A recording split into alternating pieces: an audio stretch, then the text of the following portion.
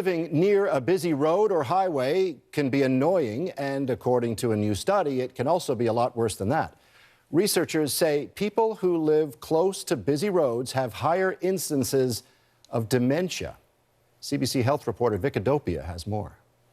From bustling streets to busy highways, new homes are getting closer to heavy traffic, and sometimes heavy traffic is at the front door. Public Health Ontario mapped where 250,000 people diagnosed with dementia live relative to major roadways over an 11-year period. The study found people who lived within 50 meters or half a city block from heavy traffic had a 7% higher incidence of dementia. For those 50 to 100 meters, it was 4% higher. And for anyone living more than 200 meters, there is no extra incidence of dementia. When researchers mapped multiple sclerosis and Parkinson's disease, traffic made no difference. Dementia was the exception.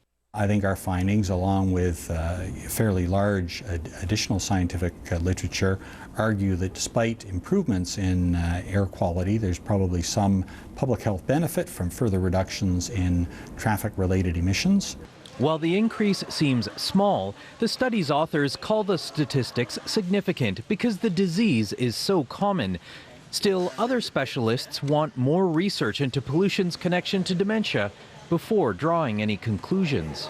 The results can be due to many reasons, and unless they're replicated using a similar methodology, we can't be sure that the results actually mean what we think they mean.